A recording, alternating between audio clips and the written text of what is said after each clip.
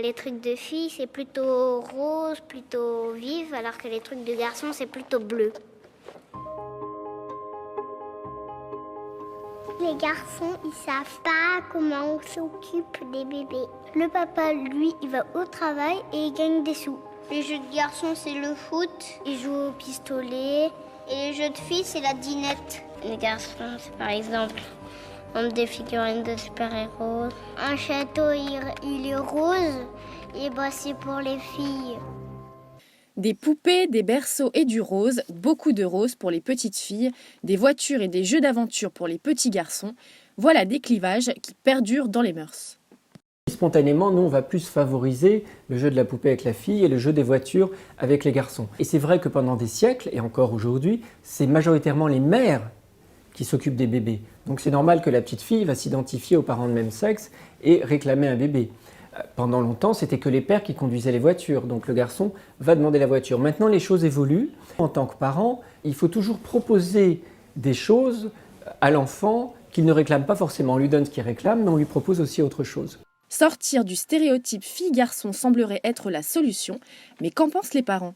Moi, je serais prête à acheter des voitures pour ma fille et un jour, si ça se trouve, une poupée pour les garçons, parce que aujourd'hui, les papas s'occupent aussi des enfants et je vois pas pourquoi ce serait un domaine réservé aux filles d'offrir le kit de la parfaite petite ménagère. Elle m'a prêté à acheter une poupée à un petit garçon qui a 3 ans. Ah, vraiment ? Vraiment, vraiment.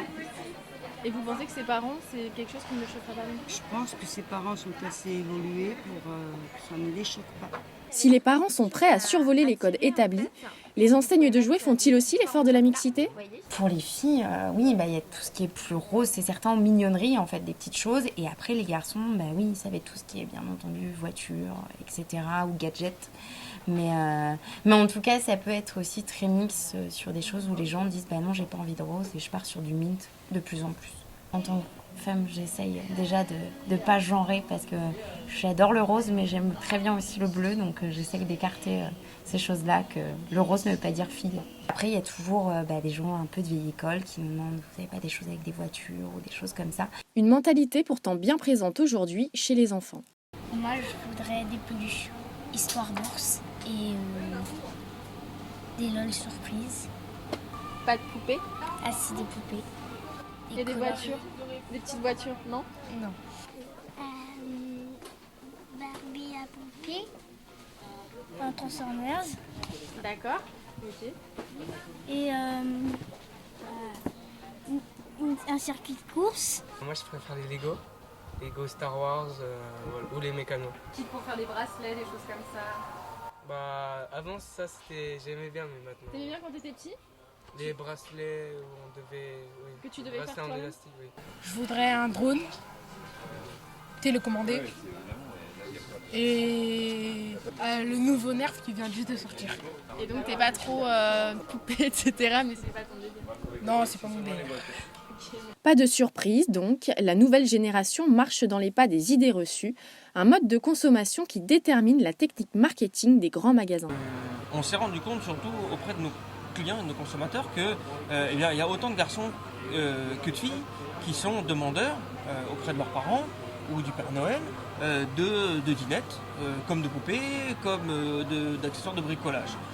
Et donc il y avait un vrai positionnement parce que effectivement offrir une boîte rose à un enfant de 5-6 ans, l'enfant, même si les parents sont très heureux d'esprit, l'enfant il va toujours avoir le regard social de ses copains ou autre qui va peser sur le fait que ah ouais c'est le produit que je voulais mais la boîte elle est rose, c'est pas pour moi. Alors du coup en se positionnant sur des boîtes mixtes, on va dire des boîtes grises, des boîtes oranges, des boîtes vertes, voilà des boîtes qui évoquent pas forcément un quelconque genre, même si ça reste qu'un code culturel, je le rappelle, ça nous permettait de toucher tout notre public et toute notre clientèle sur nos produits en marque propre. Aujourd'hui, quand vous faites un catalogue où c'est mixte, nous on l'a fait, on a fait des pages où il y a des garçons qui jouent aux poupées, ça a créé polémique. Quand on fait un catalogue qui est tout rose, ça crée polémique. Qu'est-ce qu'il faut faire ? À un moment donné, il y a les féministes qui débarquent dans nos magasins tous les ans en nous disant « Oh là là, vous avez des rayons roses, vous avez des boîtes roses ».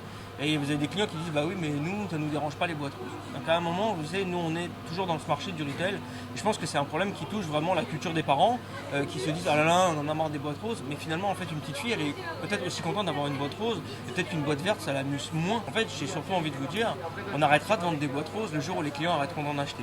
Malgré une volonté de mixité assumée, les clichés sont tenaces. Souvent rattrapés par la pression de la société, les enfants n'ont en définitive pas d'autre choix que de suivre la tendance.